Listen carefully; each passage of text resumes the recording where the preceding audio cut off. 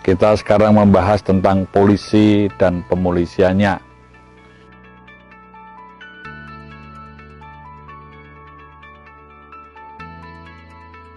Polisi merupakan suatu institusi yang dibangun untuk menjaga keteraturan.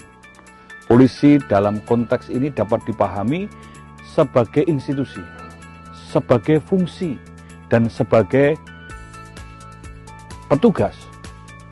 Sebagai institusi tentu akan berkaitan dengan sistem administrasi pemerintahan, berkaitan dengan sistem peradilan atau criminal justice system, juga akan berkaitan dengan kegiatan-kegiatan penegakan hukum dan keadilan. Polisi sebagai fungsi, kita melihat bahwa polisi di dalam menjaga keteraturan sosial adalah memberikan jaminan keamanan dan rasa aman, agar bagaimana warga masyarakat ini dapat bertahan hidup, tumbuh dan berkembang, yaitu mampu melaksanakan segala aktivitas untuk menghasilkan produktivitas.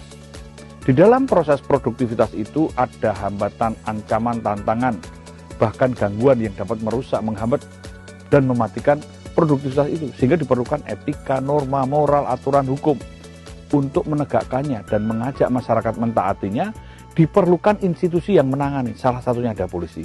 Nah, disinilah polisi melakukan kegiatan atau pekerjaannya melalui pemolisian. Pemolisian atau policing boleh dikatakan sebagai segala usaha atau upaya yang dilakukan polisi pada tingkat manajemen maupun operasional, dengan atau tanpa upaya paksa untuk mewujudkan keteraturan sosial. Pada konteks inilah polisi sebenarnya ketika melakukan pekerjaannya memberikan jaminan keamanan dan rasa aman, mendukung produktivitas sehingga masyarakat bisa bertahan hidup, tumbuh dan berkembang. Inilah konteks polisi sebagai penjaga kehidupan. Yang kedua, polisi ini sebagai penegak hukum dan keadilan. Hukum sebagai simbol peradaban, maka konteks polisi menegakkan hukum adalah mencegah atau untuk menyelesaikan masalah dengan cara beradab, mencegah agar jangan terjadi masalah atau konflik yang lebih luas.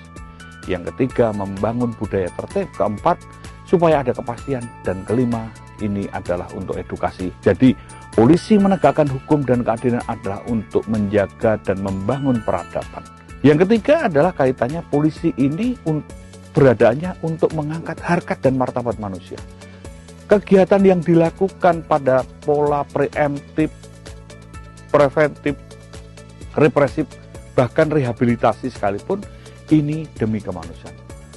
Mengangkat harkat martabat manusia. Manusia yang bisa hidup, tumbuh dan berkembang, produktif, terjamin keamanan rasa aman, ada aturan-aturan untuk menjaga dan menegakkan peradabannya. Nah, disinilah polisi juga sebagai pejuang kemanusiaan.